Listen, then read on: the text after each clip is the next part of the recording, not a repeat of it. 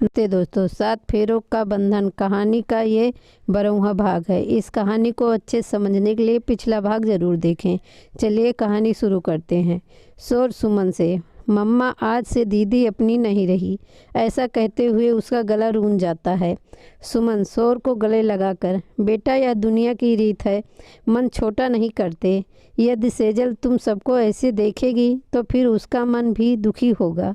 इसलिए अपने आंसू पोंछो और अभी उसकी खुशी में एंजॉय करो। शीतल, बिल्कुल भाई, मम्मा ठीक कह रही है। आइए हम सब दीदी जीजू के साथ फैमिली पिक कर लेते हैं। शीतल, शेखर, सुमन और शोर स्टेज पर पहुंच जाते हैं। वर्षा नीचे ही रहती है।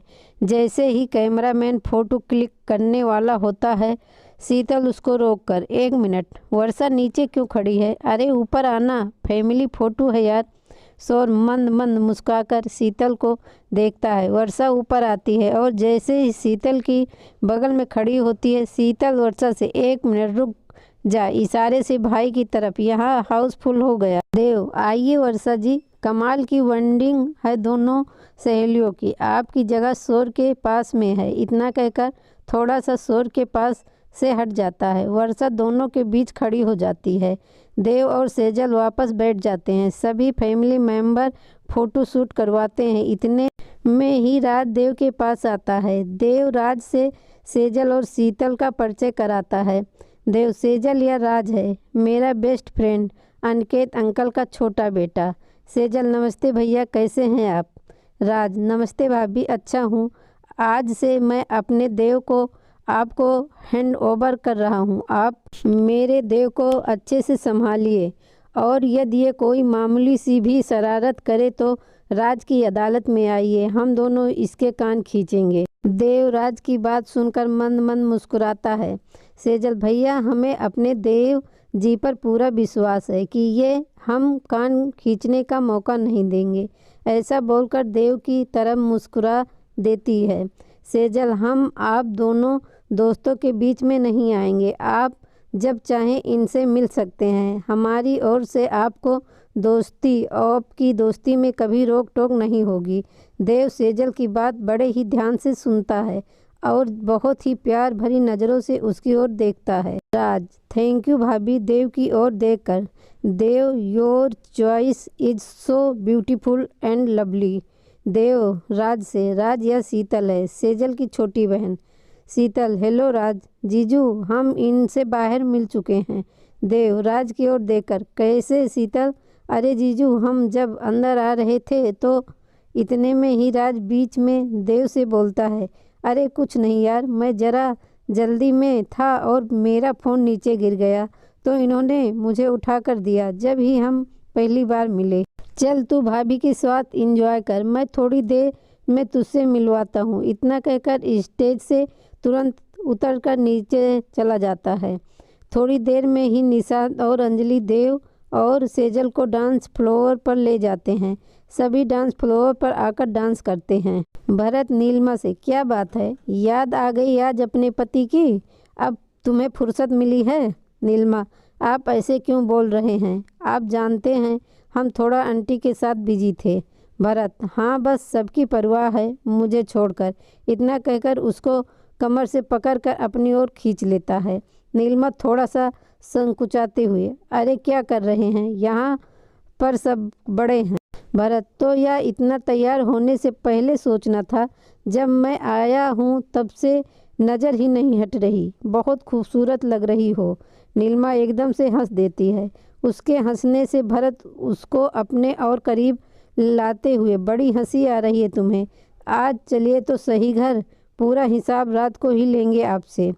थोड़ी देर में डांस फ्लोर से सभी नीचे आ जाते हैं और देव सेजल रह जाते हैं। उसी समय निशांत डीजे वाले को इशारे से गाना चेंज करने को बोलता है। अब बैकग्राउंड में गाना चलता है।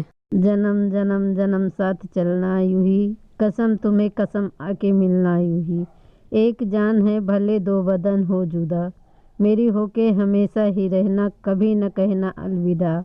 मेरी सुबह हो तुम ही और तुम ही शाम हो, तुम दर्द हो तुम मेरे नाम हो, मेरी दुआओं से आती है बस यही सदा, मेरी होके हमेशा ही रहना, कभी कहना ना अलविदा।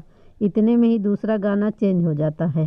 सेजल देव की ओर देखकर गाते हुए, जब कोई बात बिगड़ जाए, जब कोई मुश्किल पड़ जाए, तुम देना साथ मेरा ओ हमनवा। हो चांदनी जब तक रात देता है हर कोई साथ, तुम मगर अंधेरों में ना छोड़ना मेरा हाथ। ना कोई न था न कोई है जिंदगी में तुम्हारे सिवा, तुम देना साथ मेरा ओ हमनवा। देव और सेजल दोनों ही एक दूसरे में खोए हुए डांस करते हैं। इतने में देव अपना एक हाथ सेजल की कमर में डालकर उसे अपने पास खींच लेता है। अचानक हुई इस हरकत से सेजल बुरी तरह सिहर जाती है। देव, क्या हुआ? मैंने कुछ गलत किया? सेजल अपनी घबराहट छुपाते हुए, नहीं कुछ नहीं, बस। वह इतना कहकर नजरें नीची कर लेती है। देव धीरे से, क्या आप घर जाने से पहले थोड़ी देर के लिए मेरे पास आ सकती हैं? सेजल नजरें नीचे करके, क्या हुआ? वो हम कैसे? सबके बीच में से सब हमारे साथ होंगे। देव, आप उसकी चिंता मत करो, मेरी अंजलि है ना, वह मैनेज कर लेगी। बस जब आपको अंजलि लेकर आए तो आप चली आना। सेजल एक नज़र देव की ओर देकर, कुछ काम है क्या आपको? देव शरारत से, क्यों? अकेले में मुझसे मिलने में डर लग रहा है क्या? वैसे भी आज तो किसी की भी नज़रें तुम पर से नहीं हट रही है, फिर मैं बेचारे इस दिल का क्या करूं जो तुमसे अकेले में मिलना चाहता है। सेजल शर्मा कर सर नज़रें नीचे कर लेती है। उसकी अदा पर देव मुस्कुराता है और उसके हाथ को कसकर पकड़ते हुए उसकी ओर गहरी नज़रों से देखते हुए, तुम्हें मुझे पर विश्वास हो तो ही आना, वरना मैं शादी तक इंतज़ार करूंगा। थोड़ी देर में विनोद शर्मा दीवान जी और निशांत के साथ कल के प्रोग्राम का डिसाइड करके निकल जाते हैं और सिर्फ परिवार और फैमिली फ्रेंड बचते हैं। दीवान जी खाने का टेबल लगवाने को बोलते हैं शेखर जी के पास जाकर, शेखर जी आइए आप, मैं आपको किसी से मिलवाना चाहता हूँ। शेखर और सुमन दीवान जी के साथ आते हैं, जहाँ टेबल पर अनिकेत अग्रवाल अपने पूरे परिवार के साथ बैठे हुए हैं। दीवान अनिकेत से, अनी इनसे मिलो, यह हमारे सेजल के पेरेंट्स हैं। शेखर और सुमन दोनों हाथ जोड़ते हुए, नमस्ते भाई साहब, भाभी जी, बहुत अच्छा लगा आपसे मिलकर। दीवान जी की हर बातों में आपका ही जिक्र होता है। सुमन जी, बिल्कुल ठीक कह रही हैं या भाभी जी, वैसे नीलिमा बिटिया से तो हम मिल चुके हैं, आप सभी से मिलकर बहुत खुशी हुई। सभी आपस में मिलकर बातचीत करते हैं। खाने के बाद अग्रवाल परिवार दीवान जी से, कल मिलता हूँ तुझसे। भरत कृष्णा जी से, आंटी मैं नीलिमा को कल सुबह छोड़ दूंगा, वह कल कुशा की पेरेंट्स मीटिंग है ना, तो उसका जाना भी जरूरी है। कृष्णा, कोई बात नहीं बेटा, वैसे भी 2 दिन से बच्ची ने बिल्कुल भी आराम नहीं किया है, आज घर पर थोड़ा रेस्ट मिल जाएगा इसे। निशांत धीरे से नीलिमा के कान में, भाभी या कुशा की मीटिंग है या कोई और चक्कर है? भाई के तेवर देखकर तो लग रहा है कहीं आज रात भी आपको जागरण न करवा दें। नीलिमा निशांत के कान पकड़कर, देवर जी बहुत बेशर्म हो रहे हैं आप, मैं कल आकर अंकल से आपकी शादी की बात करती हूँ। निशांत, भाभी आपने तो मेरे मन की बात कह दी है, नेकी और पूछ पूछ कर। भरत नीलिमा से, चल नीलिमा, कुशा भी थक गई है, देखो राज की गोद में ही सो गई। आज देव के गले मिलकर, चल यार निकलता हूँ धीरे से, और हाँ भाभी को ज़्यादा परेशान मत करना। देव राज की ओर हैरान होकर देखता है, तो राज ऐसे क्या देख रहा है? अंजलि और तुझे बात करते हुए मैंने सुन लिया था। इतना कहकर मुस्कुराते हुए गुड नाइट बोलकर सभी के साथ निकल जाते हैं। दीवान जी अपने सब परिवार के साथ बैठकर आगे के फंक्शन के बारे में बात करते हैं। इतने में ही अंजलि आकर कृष्णा जी से कहती है कि 5 चाचा चाची, क्या हम भाभी को अपने साथ थोड़ी देर के लिए ले जाएं? फिर तो सभी को निकलना है। कृष्णा, हाँ बेटा ले जाओ, वैसे भी तुम बच्चों का यहाँ कोई काम नहीं है।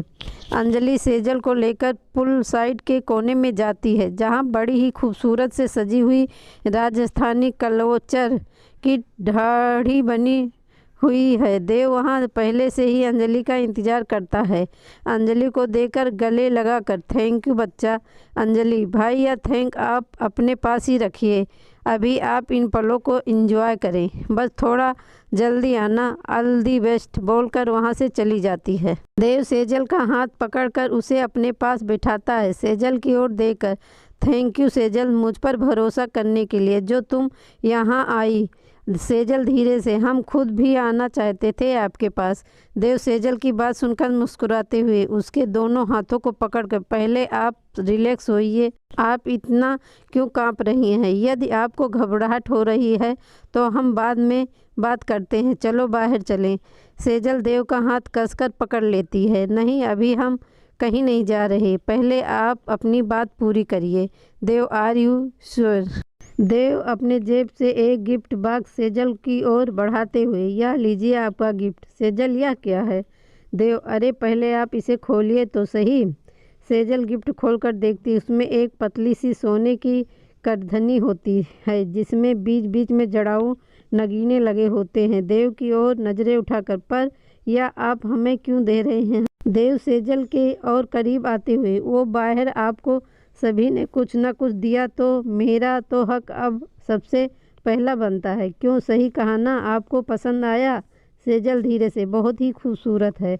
देव सेजल के चेहरे को अपने हाथों में लेते हुए, यदि आपको मुझ पर विश्वास है तो मैं पहना दूं। सेजल धीरे से अपनी पलकें झुका देती है। देव मुस्कुराकर सेजल के हाथों से करधन लेकर उसको पहनाता है। जैसे जैसे देव के हाथों की उंगलियां सेजल की कमर पर चलती है, वैसे ही सेजल के हाथों की पकड़ देव के कंधे पर और मजबूत होती है। वह अपनी आंखें बंद कर लेती है। देव, देख लीजिए, हो गया। वैसे अभी बाहर सबने आपका मुंह मीठा किया था, क्या मैं भी आपका मुंह मीठा करवा दूं? देव शरारत से सेजल के कान में बोलता है। सेजल आंखें बंद करके खड़ी रहती है। देव थोड़ा सा झुक कर आइसक्रीम का कप उठाकर चम्मच सेजल की ओर लेकर, आंखें खोले प्लीज। सेजल धीरे से आंखें खोलती है। देव बड़े ही प्यार से देखकर उसे आइसक्रीम खिलाता है। अब आपकी बारी है, आप अपने स्टाइल से मेरा मुंह मीठा करवा सकती हैं। सेजल शर्मा कर एकदम से देव के गले लग जाती है। देव उसको अपनी बाहों में मजबूती से पकड़ लेता है। दोनों ही आज पहली बार हुए इस एहसास को सुकून से जीते हैं। इतने में ही देव का फ़ोन रिंग करता है और दोनों एक दूसरे से अलग होते हैं। देव फ़ोन उठाकर, हाँ जी, बस 5 मिनट में आ रहे हैं। देव सेजल से, चलिए सब हमारा वेट कर रहे हैं। सेजल, सुनिए 1 मिनट।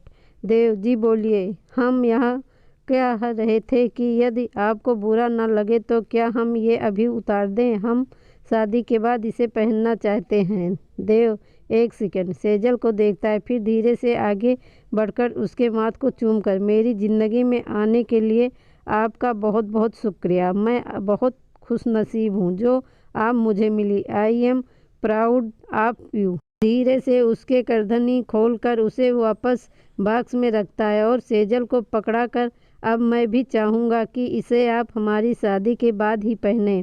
सेजल देव से, आपको बुरा तो नहीं लगा ना? देव उसके हाथ को पकड़कर, नहीं सेजल, मैं आपके विचारों की बहुत कद्र करता हूँ। चलिए अब या और भी कुछ कहना है? सेजल मुस्कुराकर देव का हाथ पकड़कर बाहर आ जाती है। देव और सेजल बाहर आते हैं। दोनों के ही चेहरे की चमक उनकी मुलाकात की हकीकत बयां कर रही थी। दोनों की ही चेहरे की मुस्कुराहट में बेहद सुकून था। सेजल के गालों की गुलाबी रंगत, शर्म से झुकी हुई आंखें उसकी खूबसूरती को और भी बढ़ा रही थी। पुल साइड में अंजलि, निशांत, वर्षा और शोर काफ़ी का आनंद ले रहे थे। तभी देव सेजल का हाथ पकड़कर वहां आता है। निशांत शरारत से, हेलो भाभी, कैसी रही आपकी डेट? देव उसे घूर कर, छोटे तुम कुछ ज़्यादा ही फ्रेक नहीं हो रहे हो? निशांत, तो क्या, मैं अपनी भाभी से बात कर रहा हूँ। सेजल की ओर देखकर मासूम सा फेस बनाकर, भाभी, क्या आप भी मुझे भाई की तरह ही डांटोगी? सेजल, नहीं। निशांत की ओर मुस्कुराकर देखती है, कभी भी नहीं भैया। आफ्टर ऑल देवर की बॉन्डिंग तो भाभी के साथ सबसे अच्छी होती है। आप तो हमारे देवर के साथ साथ बेस्ट फ्रेंड भी हैं। निशांत देव से, भाई सुन लिया या और सुनना है? देव सेजल की ओर देखकर मुस्कुराते हुए, काफ़ी है। वैसे निशु, मुझे खुशी है कि तुम सेजल के साथ काफ़ी क्लोज हो। हमेशा तुम दोनों अपने रिश्ते को ऐसे ही निभाना। निशांत भावुक होते हुए सेजल और देव दोनों के गले लग जाता है। तभी दीवान जी सभी बच्चों को आवाज़ लगाते हैं, शोर चलो जीजू। इतना कहकर देव की तरफ देखता है। देव, चलिए शोर, वैसे भी काफ़ी टाइम हो गया है, सभी थक गए हैं। सभी अपने अपने पेरेंट्स के पास जाकर खड़े हो जाते हैं। दीवान जी उठते हुए, चलिए शेखर जी, सब फाइनल हो गया। अब हमारी सेजल बिटिया को 10 दिन तक आप अपने ढेर सारा प्यार दें। उसके बाद हम बारात लेके आएंगे अपने देव की अमानत को लेने। तब तक आप उसका ख्याल रखिए। सेजल दीवान जी, कृष्णा जी, मनोहर और मीना जी के पैर छूती है। अंजलि और निशांत से गले मिलती है। अंजलि सेजल के कान में, भाई को रूखा रूखा छोड़ रहे हो भाभी जी आप। निशांत अंजलि के सर पर मारते हुए, पागल लड़की तू भी ना। अपना दिमाग लगाकर सेजल की ओर देखकर, यह सब कार्यक्रम तो हमसे पहले ही हो गया होगा, क्यों भाभी। इतना कहकर हंस देता है। सेजल शर्माकर अपनी नज़रें नीचे कर लेती है। देव निशांत की बात सुनकर मन मन मुस्कुराता है। शोर शेखर से, पापा पहले आप मम्मा, अंकल और आंटी आ जाइए, फिर मैं दोबारा आ जाऊंगा। दीवान जी, शोर बेटा आप शेखर जी के साथ निकलो। देव, तुम इन तीनों बच्चों को छोड़ देना, हम भाई साहब भाभी के साथ निकल रहे हैं। नीशु, तुम अंजलि को लेकर आ जाना। देव, जी पापा। इतना कहकर गाड़ी की तरफ बढ़ जाता है। दीवान जी और नीशु सभी अपनी गाड़ी से निकल जाते हैं। देव की गाड़ी में सेजल, शीतल और वर्षा होती है। देव से, जीजू हमने और वर्षा ने अपने कानों में लीड लगा रखी है, तो आप दीदी के साथ बातें कर सकते हैं। देव सेजल को देखकर शीतल से, साली साहिबा आपकी दीदी तो हमसे अब जिंदगी भर बातें करेंगे, अभी तो हमारा मन अपनी सालियों से बात करने का है। शीतल, जी जीजू कहिए। देव हंसते हुए, साली साहिबा मुझे ऐसा लग रहा है कि आपको आज सगाई में कोई पसंद तो नहीं आ गया। शीतल, अरे जीजू, या आप क्या कह रहे हैं, वैसे भी वहाँ हमारी टक्कर का कोई हमें नहीं मिला। देव हंसते हुए, अच्छा बताइए आपकी टक्कर कैसी है, आई मीन आपको कैसा लड़का चाहिए। शीतल शरारत सेजल को देखकर, जीजू हमें बिल्कुल आपकी परछाई चाहिए। देव सेजल की तरफ तिरछी नज़र से देखते हुए मुस्कुराकर, देख रही हैं सेजल, आपकी नटखट छोटी मेरी ही टांग खींच रही है। वैसे शीतल, प्रोपोजल अच्छा है, साली भी आधी घरवाली होती है, इस हिसाब से आप और वर्षा भी लाइन में हैं। शीतल शर्मा कर, नो वे जीजू, बिल्कुल नहीं, हम अपने लाइफ पार्टनर को कभी भी किसी के साथ नहीं बांटेंगे। थोड़ा रुक कर, आप तो बस हमारी दीदी के साथ हमेशा खुश रहिए और कभी भी उनका साथ मत छोड़िएगा। इतना कहते कहते उसकी आंखें नम हो जाती है। देव एकदम सीरियस होते हुए, शीतल मैं मजाक कर रहा था, आप तो सीरियस हो गए। में ही गाड़ी घर के बाहर रुकती है। शीतल और वर्षा देव को, अंदर आइए जीजू, हम काफ़ी बनाते हैं, आप पीकर जाइएगा। देव, नहीं वर्षा, काफ़ी लेट हो गया है, तुम्हारी काफ़ी ड्यू रही, धीरे से शोर, और तुम्हारे साथ साथ चलेंगे काफ़ी पीने। वर्षा शर्मा कर गुड नाइट बोलकर शीतल का हाथ पकड़कर अंदर चली जाती है। देव सेजल का हाथ पकड़कर, जाइए और अब आराम से सो जाना, बहुत थक गई हैं आप। सेजल, आप भी सो जाइएगा, और हाँ पहुंचकर प्लीज़ एक मैसेज छोड़ दीजिएगा ताकि हमें टेंशन फ्री हो जाएं। देव धीरे से, सेजल यार, जब आप मेरी इतनी केयर करती हो तो मुझे बहुत अच्छा लगता है, बहुत ही स्ट्रांग फीलिंग आती है। आपसे बात करने के बाद मन को बहुत सुकून मिलता है। इतना कहकर उसके माथ को हल्के से अपने ओंठों से छू लेता है। सेजल शर्माकर देव के हाथों को कसकर पकड़ते हुए उसके इस रूहानी स्पर्श को महसूस करके धीरे से गुड नाइट बोलती है। देव, चलिए अब आप अंदर जाइए, मम्मी पापा इंतज़ार कर रहे हैं, मैं घर पहुंचकर आपको मैसेज कर दूंगा। इतना कहकर मुस्कुराकर गाड़ी स्टार्ट कर निकल जाता है। इतने में शोर भी वर्षा के मम्मी पापा को छोड़कर आ जाता है और दोनों एक साथ अंदर जाते हैं। शेखर सेजल से, बेटा अब तुम भी अपने कमरे में जाकर आराम कर लो। सेजल, जी पापा बोलकर अपने कमरे में चली जाती है। इधर देव भी अपने घर पहुंचकर सेजल को मैसेज करके सो जाता है।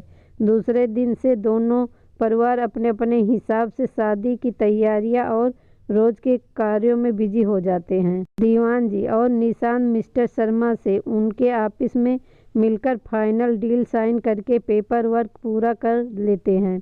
दीवान जी, मिस्टर शर्मा, निशांत के साथ साथ इस प्रोजेक्ट पर मेरी बेटी अंजलि भी काम करेगी। विनोद आचर से दीवान जी की ओर देखकर, लेकिन सर आपके तो 2 ही बेटे हैं, फिर ये अंजलि? निशांत, मिस्टर शर्मा, अंजलि मेरे बड़े पापा की बेटी है, काफ़ी टैलेंटेड है, MBA का लास्ट सेमेस्टर है उसका, फिर वह हमारे फैमिली बिजनेस ज्वाइन करेगी। आई होप आपको उसके साथ काम करके अच्छा लगेगा। विनोद, ग्रेट मिस्टर मित्तल, चलिए देखते हैं उनके टैलेंट को, आपके साथ काम करने में बहुत मज़ा आएगा। विजयकांत और विनोद शर्मा दीवान मित्तल को बाहर तक छोड़ने आते हैं। दोनों अपने ऑफिस आकर रवि और आदि से मिलकर सभी फाइनल वर्क पूरा कर प्रोजेक्ट के बारे में डिस्कस करते हैं। दीवान जी रवि से, रवि मैं कुछ समय ऑफिस को टाइम नहीं दे पाऊंगा, लेकिन मिस्टर शर्मा के काम में मुझे कोई लापरवाही नहीं चाहिए। तुम समझ रहे हो ना मैं क्या कहना चाहता हूँ? रवि, जी सर, हम निशांत सर के साथ मिलकर आज ही रॉ मटेरियल के सप्लायर से बात कर लेते हैं। आप बेफिक्र रहिए, अपना प्रोजेक्ट टाइम पर ही पूरा होगा। दीवान जी और निशांत पूरी टीम को समझाकर आज जल्दी घर के लिए निकल जाते हैं। अग्रवाल हाउस सभी डाइनिंग टेबल पर बैठकर नाश्ता करते हैं। राज आकर अपनी चेयर पर बैठते हुए, गुड मॉर्निंग पापा। अनिकेत, गुड मॉर्निंग, आज तो तुम्हारा ऑफ है, फिर कहाँ जाने की तैयारी है? राज, पापा देव और मैं जो केस सॉल्व कर रहे हैं इसी सिलसिले से देव के साथ जाना है। अनिकेत, ठीक है, कब निकलना है? राज, आप कहिए, कोई काम है तो मैं थोड़ा रुक कर जाता हूँ। अनिकेत, हाँ काम तो ज़रूरी है, लेकिन तुम अभी बिजी हो तो हम रात को डिनर के टाइम बात करेंगे। राज, पापा प्लीज़ आप बताइए, मैं अभी घंटे भर बाद जाऊंगा। अनिकेत भरत की तरफ देखते हुए, तुम भी शाम को टाइम से आ जाना, मुझे घर का हर मेंबर उपस्थित चाहिए। सरला, क्या हुआ जी, कोई परेशानी तो नहीं है आपको? कोई सीरियस बात है तो अभी बताइए, मुझे टेंशन हो रही है। अनिकेत सरला से, अभी नीलिमा और भरत कुशा की स्कूल जा रहे हैं और मुझे भी अर्जेंट ऑफिस निकलना है। बात राज से रिलेटेड है तो घर के हर मेंबर की मौजूदगी मायने रखती है। राज थोड़ा गंभीर होकर, पापा प्लीज बताइए क्या बात है? अनिकेत राज को हाथ से रोकते हुए उठकर, राज अभी जाओ, मैं शाम को डिनर पर तुमसे बात करूंगा। थोड़ा रुक कर, और हाँ, मुझे शाम 8 बजे सब एक साथ प्रेजेंट चाहिए, मतलब सब एक साथ। गंभीर लहजे में बोलकर अपने कमरे में निकल जाते हैं। राज सरला की ओर देखते हुए, मम्मी क्या आप भी नहीं जानते या फिर आप भी मुझसे कुछ छुपा रहे हैं? नीलिमा हंसते हुए, भैया शायद पापा आपकी शादी से रिलेटेड बात करना चाह रहे हैं। राज उदास होकर, माँ आप अच्छे से जानते हो, फिर अपने अभी तक पापा से बात क्यों नहीं की? सरला, राज तू फिक्र मत कर, मैं सही टाइम का इंतजार कर रही हूँ। राज, मम्मा आज शाम को पापा ने स्ट्रिक्टली बोला है तो ज़रूर कोई खास बात है, और मुझे शायद लग रहा है कि भाभी सही बोल रही हैं। सरला उठते हुए, तू चिंता मत कर, मैं बात करती हूँ उनसे, तू आराम से काम ख़त्म करके आ जाना शाम को, देखते हैं। इतना कहकर वॉश बेसिन में हाथ धोकर अपने कमरे में चली जाती है। अनिकेत ऑफिस के लिए तैयार हो रहे थे। सरला कमरे में आते हुए, जी सुनिए, अगर आपके पास टाइम है तो मुझे आपसे राज के बारे में बात करनी है। अनिकेत ड्रेसिंग के सामने ब्लेजर पहनते हुए आईने में से ही सरला की ओर देखकर थोड़ा शक लहजे में, बताइए क्या कहना चाहती हैं? सरला, यदि आप राज की शादी के बारे में सोच रहे हैं तो। अनिकेत, एक मिनट, मुझे ऐसे क्यों लग रहा है कि आप मुझसे कुछ छुपा रही हैं? सरला, नहीं नहीं, मैं आपको बताना चाहती थी, पर सही समय का इंतज़ार कर रही थी, इसलिए आप नाराज़ मत होना, प्लीज़ ठंडे दिमाग से मेरी बात सुन लीजिए। अनिकेत कमरे में रखे काउच पर बैठ जाते हैं और इशारे से सरला को भी बैठने को कहते हैं। शांत लहजे में, बताओ क्या बात है जो तुम्हें इतना सोचना पड़ रहा है? सरला, वो बात ऐसी है कि राज किसी और अनीता नाम की लड़की को पसंद करता है और उसी से शादी करना चाहता है। इतना कहकर चुप हो जाती है। अनिकेत, कब बताया राज ने आपको? सरला, थोड़ा टाइम हो गया। अनिकेत सख्त होकर खड़े होते हुए, कितना? सरला, जी प्लीज पहले आप शांत हो जाइए, आप आराम से बात करिए ना। अनिकेत, मेरे पास फालतू बातों का टाइम नहीं है। और हाँ, एक बात अपने सुपुत्र को समझा देना कि एसपी है तो अपनी पोस्ट अपने थाने तक रखना। इस घर के लिए जो मैं फैसला करूँगा वो फाइनल होगा। सरला वही सोफे पर दोनों हाथों से सिर पकड़कर बैठ जाती है। अनिकेत थोड़े ही रुककर पीछे मुड़कर सरला की ओर देखकर अपने लाडले को अच्छे से समझा देना कि इस घर में लव मैरिज कभी एक्सेप्ट नहीं होगी। इतना कहकर कमरे से बाहर निकलकर अपने ऑफिस के लिए चले जाते हैं। दूसरी तरफ महेश्वरी भवन में शीतल के स्कूल जाने के बाद वर्षा, आंटी मैं अभी घर जाऊं? सुमन, बेटा अभी शोर भी जाने वाला है तो थोड़ा रुककर ऊपर देखते हुए, यह सेजल आज अभी तक नहीं उठी? वर्षा, आंटी हम यहाँ किचन में हैं, आप दीदी के पास जाइए, दीदी को संभालिए, जब तक मैं किचन में देखती हूँ। शोर नीचे आकर, मम्मा मेरे लिए कुछ नाश्ता बना दीजिए। सुमन, बेटा तुझे जो खाना है वहाँ वर्षा को बता दे, या बना देगी। मैं जरा सेजल के कमरे में जा रही हूँ, कल का सारा सामान ऐसे ही रखा है, उसे अच्छी तरह से समेट कर रख दूँ। वैसे भी तेरे पापा और शीतल दोनों चले गए। कोई बात नहीं मम्मा, आप अपना काम करिए, मैं वहीं से कुछ लेकर खा लूँगा। वैसे भी 2 घंटे बाद निकलना है तो अभी मैं थोड़ा सा नाश्ता कर लेता हूँ। आप जाइए दीदी के पास, मैं अपने आप ले लूँगा। सुमन, वर्षा बेटा तू इसे नाश्ता करवा दे, नहीं तो यह लड़का कुछ भी नहीं खाएगा। वर्षा, जी आंटी मैं देख लूँगी। इतना कहकर सुमन सेजल के कमरे में चली जाती है। इधर शोर वर्षा से, वर्षा एक बढ़िया सी अदरक वाली चाय बना दो, मैं बाहर में ड्राइंग रूम में हूँ। वर्षा, सुनिए शोर रुकर, क्या हुआ, कुछ काम है? वर्षा, शोर आप ऐसे बिहेव क्यों कर रहे हैं? क्या आप इधर मेरे साथ नहीं रुक सकते? शोर वर्षा के थोड़ा करीब, वर्षा मैं दोबारा गलती नहीं कर सकता, तुम्हें सामने देखकर मेरी धड़कन बेतहाश चलती है। फिर तुम जानती हो, कोई शरारत भरे लहजे में तुम्हारी शान में कोई गुस्ताखी कर ली मेरे दिल ने तो तुम फिर बुरा मान जाओगी, इसलिए मैं तुमसे थोड़ा दूर ही रहूँगा। वर्षा शोर की आंखों में एक देखते हुए, शोर आप सुबह सुबह फालतू बात मत करिए, आप जाइए बाहर, मैं आपकी चाय अब आपको ड्राइंग में ही दूंगी। इतना कहकर चाय बनाने लग जाती है। शोर धीरे धीरे मुस्कुराते हुए वर्षा को देखता है, फिर ड्राइंग रूम में सोफे पर बैठकर अखबार पढ़ने लग जाता है। थोड़ी देर में सेजल भी सुमन के साथ नीचे आ जाती है। वर्षा सभी को चाय नाश्ता कराती है। शोर अपने कमरे में चला जाता है। वर्षा सुमन से, आंटी मैंने शोर के लिए कुछ ड्राइंग नाश्ता बना दिया है, डाइनिंग टेबल पर रखा है, आप उन्हें दे दीजिएगा। सुमन, वर्षा एक काम कर बेटा, शोर शायद पैकिंग कर रहा है, तू ऊपर जा उसे दे देना, वरना वह यहीं भूल जाएगा। वर्षा, ठीक है आंटी मैं देकर आती हूँ। कमरे में जाते हुए मन ही मन में, पता नहीं शोर क्या सोचेंगे, वो मुझसे दूर रहना चाह रहे हैं जबकि मैं बार बार उनके ही करीब आ रही हूँ। वर्षा दरवाज़ा नॉक करती है, दरवाज़ा थोड़ा खुला रहता है। शोर बाहर की ओर देखकर, वर्षा अंदर आ जाओ। वर्षा, शोर ये नाश्ता का डिब्बा रख लीजिए। शोर, डिब्बा लेकर बैठोगी नहीं थोड़ी देर? यह डर लग रहा है कहीं फिर मैं।